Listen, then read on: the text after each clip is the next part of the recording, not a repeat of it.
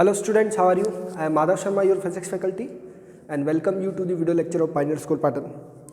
आज हम लोग चैप्टर 5 के NCERT क्वेश्चंस को स्टार्ट कर रहे हैं, ओके? और टेस्ट है तो उसके लिए भी आप लोग इनको प्रिपेयर कर सकते हैं। जैसे starting from the text books first question over here जो थ्योरेटिकल क्वेश्चन है और give the magnitude and direction of net force acting on each case. ये जो भी केसेस हैं इन पर आपको नेट फोर्स कितना वो निकालना है, ओके गाइस? तो सबसे पहले तो बात अगर अपन नेट फोर्स की करें तो net force F is equals to आपका ma होता है, मास इनटू एक्सेलरेशन। मतलब जब भी कभी एक्सेलरेशन होगा तो वहाँ पर नेट फोर्स होगा, ओके गाइस? तो rain drop falling down with constant speed, एक ऐसी रेन ड्रॉप, फर्स्ट केस ले रहे, रेन ड्रॉप जो कांस्टेंट स्पीड से नीचे आ रही है तो उसका एक्सेलरेशन क्या हो गया, 0 हो गया। ध्यान देंगे आप लोग कि अगर कोई रेन ड्रॉप नॉर्मली नीचे आ रही है तो उस पर एक्सेलरेशन ड्यू टू ग्रेविटी जिसको अपन a इक्वल टू जी लेते हैं, बट यहाँ पर स्पीड क्या है उसकी कांस्टेंट है, यानी कि जो आपका इसका वेट है वो किससे बैलेंस हो रहा है, वो विस्कस फोर्स से बैलेंस हो गया, विस्कस फोर्स ऑफ एयर से, ठीक है? तो इस वजह से क्या हुआ, इसका जो वेलोसिटी वो कांस्टेंट हो गया, यानी कि इस पर नेट फोर्स क्या हो गया, 0 हो गया। तो आप ये कह सकते हैं कि इस पर नेट फोर्स क्या हो गया, 0 हो गया, क्योंकि इसका स्पीड क्या है, कांस्टेंट बता रखा है, ओके गाइस? नाउ नेक्स्ट, अ कोक of mass 10 gram floating on water, okay, या प्लेस्ड ऑन वाटर, पानी के ऊपर रखी हुई है। तो यहाँ पर भी उसका कोई मोशन नहीं दिखा रखा है, यानी कि it is not moving, okay? क्योंकि जो कोक रखी हुई है वाटर पे, इट इज़ जस्ट जो वेट है उसका वो अपथ्रस्ट से बैलेंस हो रहा है। समझ में आ गई बात? अ कोक of mass 10 gram floating on water.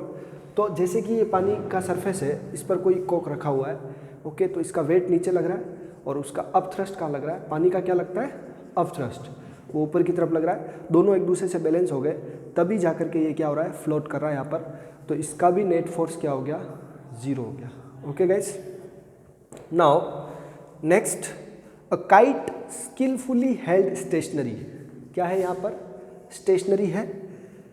तो जो कोई काइट है ऐसे, तो वो काइट का एक थ्रेड है, उसके साथ थ्रेड में जो टेंशन है वो टेंशन उसके अपोजिट जो फोर्स लग रहा है, चाहे वो एयर से लगे चाहे वो इसके वेट से लगे, वो उसको क्या कर रहा है, बैलेंस कर रहा है, ओके? तो हम ये कह सकते हैं कि इसका भी, क्योंकि ये स्टेशनरी है, समझ रहे आप लोग, जब भी कभी थ्रेड हम खींचते हैं तो वो ऊपर उठती रहती है एयर के रिएक्शन की वजह से।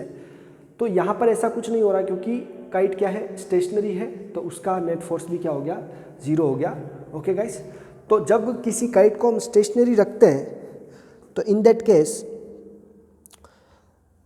The force exerted by the air on the kite is balanced by the tension produce in the string. मतलब कि आप ये कह सकते हैं कि जो इसके अंदर टेंशन आ रहा है वो एयर का जो रेजिस्टेंस है उसकी वजह से क्या हो गया, या एयर का जो फोर्स लग रहा है उसके रिएक्शन से इक्वल हो गया, तो नेट फोर्स क्या हो गया, 0, ओके? और जब भी कभी इसका मोशन होगा तो वो इन दोनों के डिफरेंस की वजह से होगा। आप जब उसको खींचेंगे तो वो थोड़ा आगे जाएगा, तो वो तब उसका नेट फोर्स 0 नहीं होगा। वापस बोल रहा हूँ मैं, जब काइट स्टेशनरी हेल्ड है तब वो क्या है, उसका नेट फोर्स 0 है, okay? Car moving with constant velocity, एक रोड है जिस पर एक कोई कार कांस्टेंट वेलोसिटी से अगर मूव कर रही है तो इसका इंजन इस पर एक फोर्स लगा रहा है, वो फ्रिक्शनल फोर्स और एयर के रेजिस्टेंस के इक्वल है, तब जाकर के उसका वेलोसिटी क्या है, कांस्टेंट है, ओके गाइस? तो क्योंकि वेलोसिटी कांस्टेंट है तो उसका एक्सेलरेशन 0 हुआ, इसका मतलब नेट फोर्स इसका भी क्या हुआ, 0 हुआ। तो no net force is applied, externally कोई फोर्स अप्लाई नहीं हो रहा, क्योंकि जो फ्रिक्शनल फोर्स है और जो एयर का रेजिस्टेंस है उसके इक्वल में इंजन उस पर फोर्स अप्लाई कर रहा है, okay guys? Now, a high speed electron in space free from all gravitating objects, यानी कि जो भी उसको अट्रैक्ट कर सकता है उनसे दूर है, और and free of electric and magnetic field, यानी कि there is no field, there is no force, कोई फोर्स नहीं है, ना तो ग्रेविटेशन फोर्स है, ना इलेक्ट्रिक फोर्स है, ना मैग्नेटिक फोर्स है। इसके अलावा जो इलेक्ट्रॉन पर अगर कोई फोर्स ही नहीं है तो उसका नेट फोर्स क्या हो गया, 0 हो गया, ओके गाइस? तो ये जितने भी ऑप्शंस आपके पास हैं इस क्वेश्चन के, थ्योरेटिकल क्वेश्चन है ये, बट इन सब का नेट फोर्स क्या है, 0 है। तो आप लोग याद रखें कि नेट फोर्स जो होता है वो force F equals to ma होता है। अगर किसी बॉडी में एक्सेलरेशन है तो उसका net force F equals to ma से आता है। इन सभी केसेस में बॉडी या तो स्टेशनरी है या बैलेंस्ड है, ओके, या वो फ्रिक्शन के इक्वल उस पर फोर्स अप्लाई हो रहा है। सभी में कहीं ना कहीं आपको ऐसे वर्ड्स दिए हुए हैं जिनसे पता चलता है कि एक्सेलरेशन 0 है, एक्सेलरेट बॉडी नहीं हो रही है। ओके गाइस, नेक्स्ट क्वेश्चन लेते हैं आपके लिए।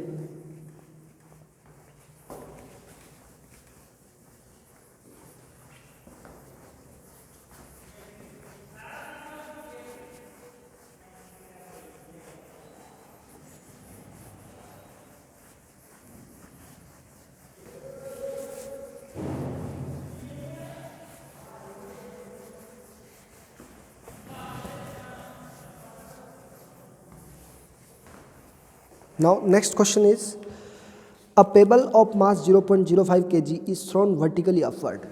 Okay, question number 5.2. A pebble of mass 0.05 kg is thrown vertically upward.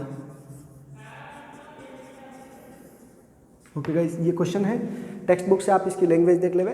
आगे मैं इसको रीड आउट कर रहा हूँ केवल आपके लिए। तो give the direction and magnitude of the net force on the pebble. हर केस में during upward motion give direction and magnitude of force in each case. Okay, जब ये किस तरफ हो, अपवर्ड मोशन में हो, second downward motion,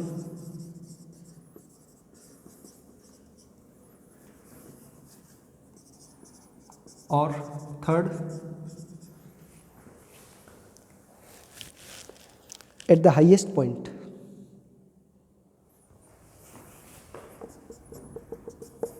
eight the highest point when it is momentarily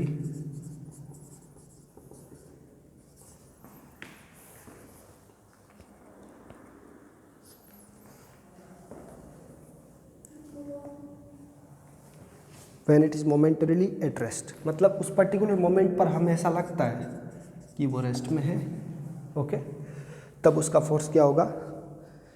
and if the object is thrown, if it is thrown at 45 degree angle with horizontal, then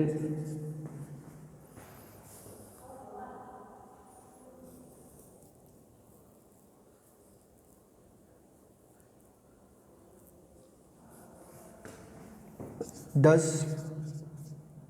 the answer changes। Okay guys, so क्या ये answer change होगा? तो आप ये देखिए कि सबसे पहले कोई बॉडी को अगर अपन ऊपर की तरफ फेंकते हैं तो हर बार उस पर ग्रेविटी किस तरफ लगती है, नीचे। ओके, हर बार उसकी वेलोसिटी किस तरफ लगती है, और उसका ग्रेविटी का फोर्स किस तरफ लगता है, नीचे की तरफ। तो यहाँ पर आपको पूछा है give direction and magnitude of net force. Okay,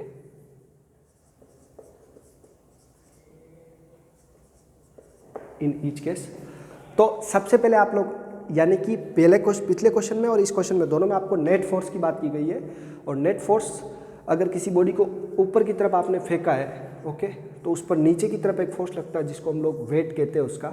okay guys, यानी कि उसकी वेलोसिटी धीरे धीरे कम होती रहती है और वो इस वजह से होती है क्योंकि उसका नीचे क्या लग रहा है, वेट लग रहा है। जब उसको नीचे की तरफ आना होता है तो उसकी वेलोसिटी धीरे धीरे इंक्रीज होती है और तब भी उस पर नीचे की तरफ वेट लगता है। और जब कोई बॉडी मोमेंटरीली हाईएस्ट पॉइंट पर होती है तब भी उसका एक्सेलरेशन जो होता है वो g होता है। ओके गाइस, तो इन सभी केस में उसका जो फोर्स ऑफ ग्रेविटेशन है वो डाउनवर्ड डायरेक्शन में है।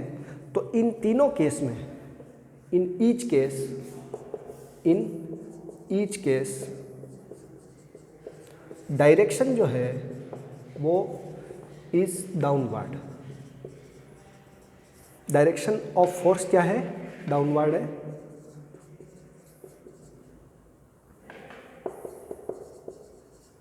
नाउ मैग्नीट्यूड की बात की जाए तो सभी केस में, इन ऑल केसेस,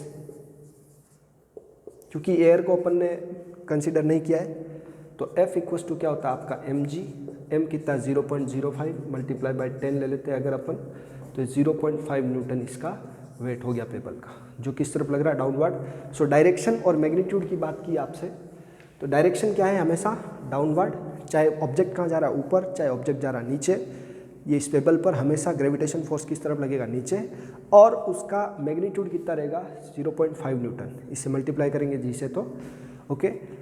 नाउ अब बात करते हैं हम लोग इस क्वेश्चन की, एट द हाईएस्ट पॉइंट क्या होता है।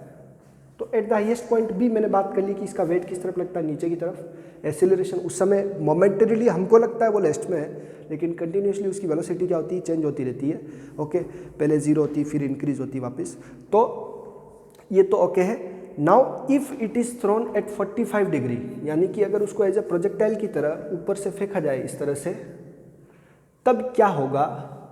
तो आप देखें कि यहाँ पर अब ये एक्स वाई प्लेन में मोशन है, लेकिन जो यू एक्स है वो हमेशा क्या है, कांस्टेंट है, यानी कि हॉरिजॉन्टल वेलोसिटी क्या रहती है, कांस्टेंट रहती है। तो जो आपका वर्टिकल डायरेक्शन में जो वेलोसिटी है वही चेंज होती रहती है। It means all the answers will remain same.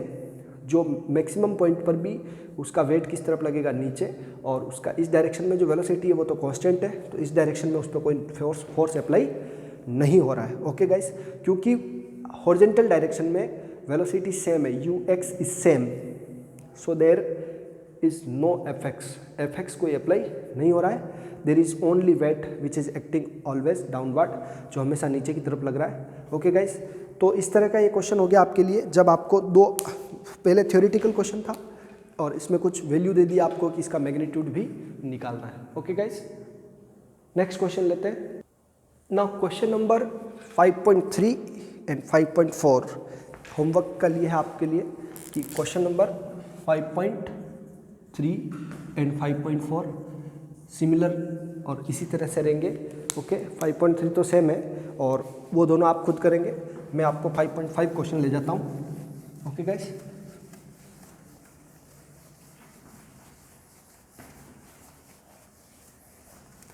NCERT की प्रॉब्लम्स को सोल्व करना सीखे आप लोग।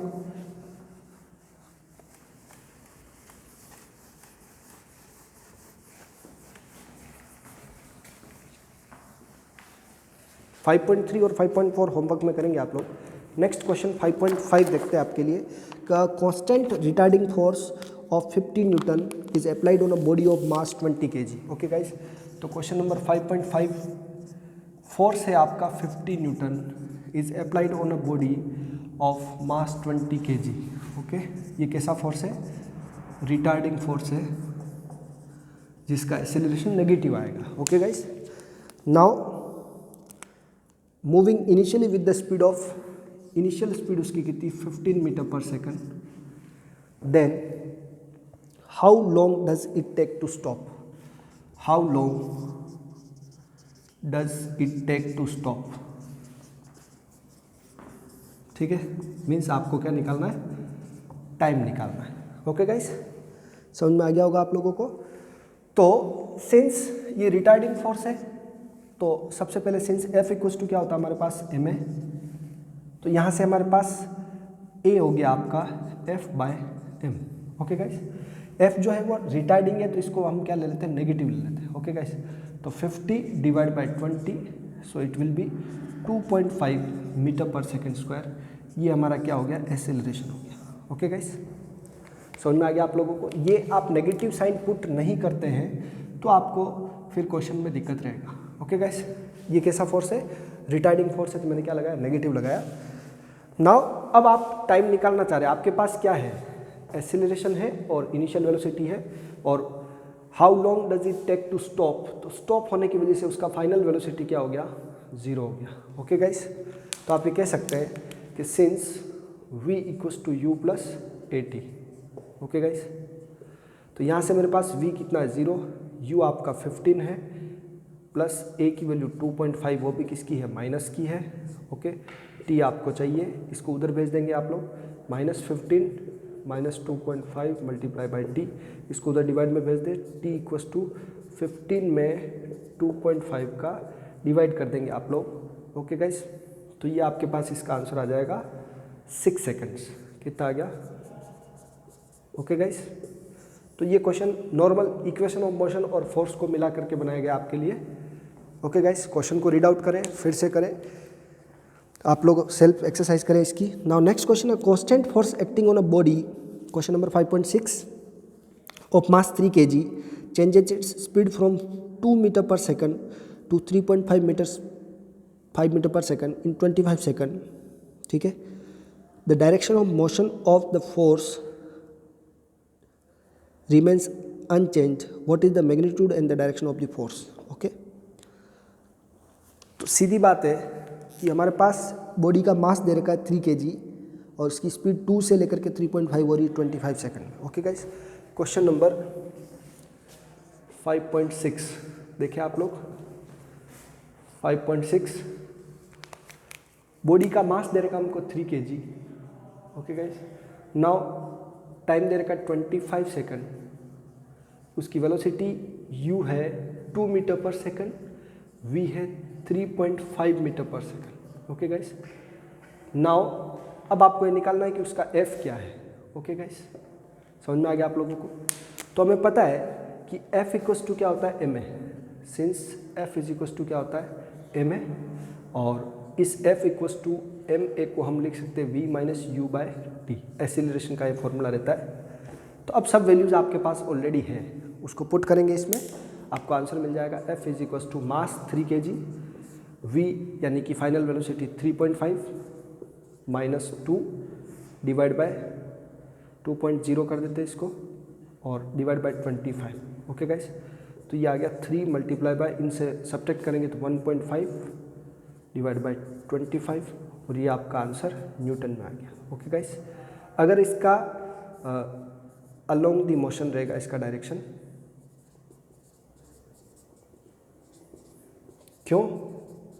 क्योंकि ये वेलोसिटी क्या हो रही है, इंक्रीज हो रही है, वेलोसिटी क्या हो रही है, इंक्रीज, तो इसका जो फोर्स का डायरेक्शन रहेगा वो क्या रहेगा, along the direction of motion रहेगा। ओके गाइस, कैलकुलेटर यूज़ कर ले, छोटा सा कैलकुलेशन है वैसे, 0.18 अप्रोक्स आ जाएगा आपके पास। क्या आ जाएगा, 0.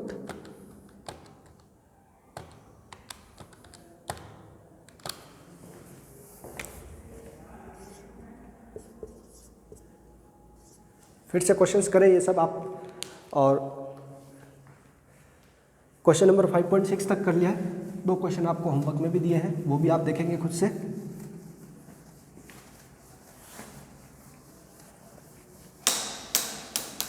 Now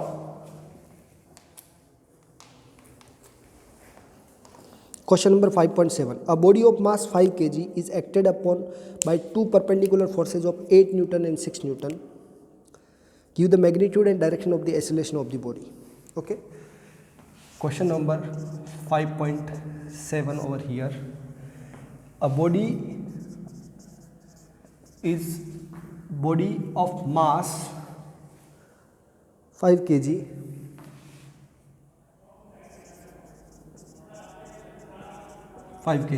okay, acted upon 2 forces of 8 Newton and 6 Newton perpendicular. Okay guys, तो ये जो है एक दूसरे के क्या है, परपेंडिकुलर है, और फिगर देखें आप तो ये आपको दिखा रखा है कि ये बॉडी है, इस पर 2 फोर्स लग रहे हैं। Okay, so F1 and F2। Now आपको निकालना है रिजल्टेंट फोर्स F का मैग्नीट्यूड एंड डायरेक्शन। डायरेक्शन क्या रहने वाला है और मैग्नीट्यूड क्या रहने वाला है, और फिर आप निकालें उसका acceleration. Give the magnitude and direction of the acceleration of the body. Okay, यानी कि F निकाल देना आप, लेकिन क्वेश्चन में हमें दे रखा find the direction and magnitude of A acceleration. ठीक है, तो अभी एसेलरेशन ना निकाले, आप पहले फोर्स निकालें। रिजल्टेंट फोर्स 2 बॉडी है, ये 5 kg की है, 2 फोर्स है इस पर, तो ये रिजल्टेंट फोर्स आपका इस तरफ हो गया। ओके गाइस, और आप जानते हैं कि 2 फोर्स अगर परपेंडिकुलर है तो पाइथागोरस से आप उसका रिजल्टेंट निकाल सकते हैं। ये भी आपका क्या हुआ, F2 परपेंडिकुलर है, तो F is equal to F1 square plus F2 square. Okay guys, 6 का स्क्वायर प्लस 8 का स्क्वायर, ये आपका हो गया 36 प्लस 64, तो इससे आपका आंसर आ गया 10 newton. Okay guys, F is equal to क्या होता है, ma। ओके गाइस, तो which implies A is equal to क्या हो गया, F बाय m। ये F हो गया आपका 10 डिवाइड बाय 5, तो ये 2 मीटर पर सेकेंड स्क्वायर क्या आ गया, इसका एसिलेरेशन का मैग्नीट्यूड आ गया। Okay guys, 2 metre per second square क्या आ गया, एसिलेरेशन का मैग्नीट्यूड। नाउ डायरेक्शन चाहिए, तो जो फोर्स का डायरेक्शन होगा वही एसिलेरेशन का भी डायरेक्शन होने वाला है। ओके गाइस, जो फोर्स का डायरेक्शन है वही एसिलेरेशन का भी डायरेक्शन है। तो डायरेक्शन के लिए आपको पता है कि थीटा इक्वल्स टू, ये थीटा है अगर first force angle, tan inverse y component divide by x component, तो F2 by F1। Okay guys, तो tan इनवर्स और F2 आपका कितना है, 8, और इसमें जो आपको वैल्यू F1 और F2 दे रखी क्वेश्चन में वैसे पुट करेंगे ठीक रहेगा। F1 आपका 8 है और F2 आपका कितना है, 6। ओके गाइस, तो ये आ गया आपका 8 बाय F2 6 है, F1 8 है। ओके 6, और ये क्या आपका 8 न्यूटन, तो y बाई एक्स करेंगे तो इससे आ जाएगा आपका डायरेक्शन क्या आ गया, F2 6 divide by 8। Okay guys, तो tan इनवर्स और इसमें जो भी वैल्यू आती है इसकी, उससे थीटा आ जाएगा। ओके गाइस, नाउ आप चाहे तो इसी को कोस इनवर्स tan इनवर्स किसी से भी निकाल सकते हैं, क्योंकि आपके पास क्या है, वैल्यू है, क्योंकि आपके पास तीनों वैल्यू है। ये कितना आ गया, 10 आ गया ना, तो आप साइन से भी इस एंगल को निकाल सकते हैं, कोस से भी निकाल सकते हैं, वो आप पे डिपेंड करता है। मैंने 10 से निकाला है, 0.75 के अप्रोक्स आ रहा है, जिसको आप tan इनवर्स की टेबल से या कैलकुलेटर से सोल्व करके भी एंगल में निकाल सकते हैं। ओके गाइस, जो आपका अप्रोक्स 36 डिग्री 36.87 आ रहा है, कितना आ रहा है, 36.87 degree. Okay guys, calculator use कर लेंगे आप लोग इसके लिए। ओके, सो ये 5.7 क्वेश्चन आपको समझ में आया होगा कि इसमें आपको 2 फोर्स परपेंडिकुलर है, तो आप उस पर नेट फोर्स निकाल रहे हैं। ओके गाइस, नेक्स्ट क्वेश्चन देखते हैं आपके लिए।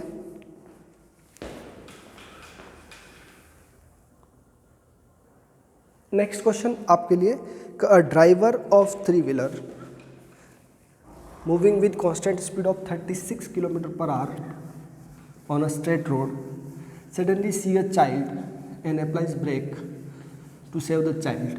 Okay, if the mass of the 3-wheeler is approx आपको दे रखा 400 something and mass of the driver is 65, then what is the retarding force? Average retarding force उसका क्या होगा? ओके, 4 सेकंड में स्टॉप करता है। क्वेश्चन नंबर 5.8 देखिए आप लोग, अच्छा क्वेश्चन है। आपको दे रखा है मास जो है, मास ऑफ व्हीकल वो कितना आपको 400 kg। Okay, and mass of driver वो आपको दे रखा है 65 kg। ओके गाइस, नाउ आपको दे रखा है कि इनिशियल स्पीड जो उसकी है, initial speed u is equals to 36 km/h, जिसको आप अगर मीटर पर सेकंड में कन्वर्ट करेंगे तो ये आपको 10 मीटर पर सेकंड मिलेगी। नाउ उसका स्पीड फाइनली स्टॉप होता है, ये फाइनली स्टॉप्स, तो v इक्वल्स टू क्या होता है 0। कितने टाइम में ये होता है, 4 सेकंड। ये सब आपको क्वेश्चन में दे रखा है। आपको अल्टीमेटली जो फाइनल निकालना है वो निकालना है रिटार्डिंग फोर्स। क्या निकालना है, मतलब एक्सेलरेशन नेगेटिव आएगा तब फोर्स भी नेगेटिव रहेगा। ओके गाइस, ये आपका डेटा है जो क्वेश्चन से मैंने लिया है। ओके गाइस, नाउ अब आप बताएं कि एक्सेलरेशन कैसे निकाल सकते हैं, v minus u by t से। ओके गाइस, तो सिंस एक्सेलरेशन क्या हो गया आपका v minus u by t से, तो एक्सेलरेशन यानी रिटार्डेशन जिसको हम कह सकते हैं V0 minus 10 divide by 4, okay guys, तो ये आ गया आपका minus 2.5 metre per second square, ये रिटार्डेशन आ गया, ओके गाइस। तो retarding force F is equals to ma, mass जो है वो इन दोनों का टोटल आएगा, ओके गाइस। तो 400 plus 65 multiply by minus 2.5, okay. तो इन सब को आप 465 मल्टीप्लाई बाय 2.5 करेंगे, नेगेटिव केवल, मैं नेगेटिव साइन को लिख के क्या लिख रहा हूँ, रिटार्डिंग फोर्स, ओके गाइस। तो ये आपके पास, इसको मल्टीप्लाई करके आंसर निकाल सकते हैं आप लोग।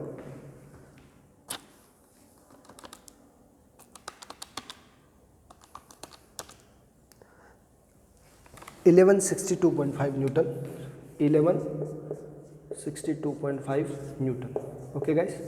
आई होप ये क्वेश्चन आपको अच्छे समझ में आया होगा। इक्वेशन ऑफ मोशन को यूज़ करके एक्सेलरेशन निकालते हैं हम लोग, और फिर F इक्वल्स टू ma। जब कभी भी फोर्स दे रखा है तो वहाँ से एक्सेलरेशन निकालते हैं और फिर इक्वेशन ऑफ मोशन को यूज़ करते हैं और जो रिक्वायर्ड डेटा होता है वो निकालते हैं, okay guys. Now a rocket with lift off mass 20,000 kg is blasted upward with an initial acceleration of 5 meter per second square. Calculate the initial upthrust. Okay guys, इस क्वेश्चन का screenshot ले ले आप लोग। Now question number 5.9,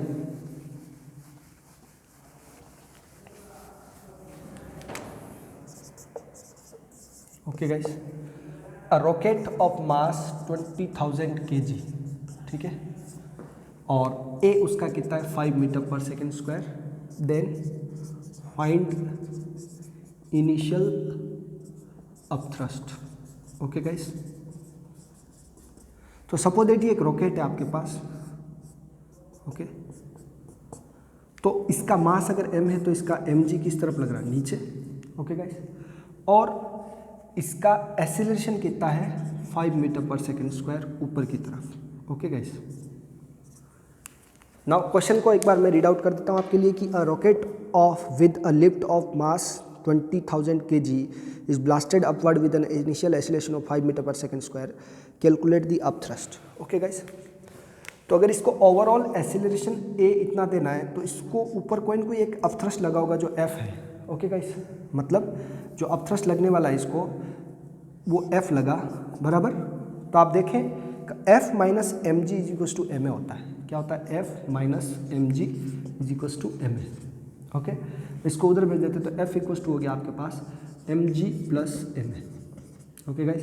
m common, g plus a, ये आपका upthrust का value आ गया यहाँ से। m कितना 20,000 एंड g आपका 10 ले लेते हैं और एक्सीलरेशन 5 है, ओके गाइस।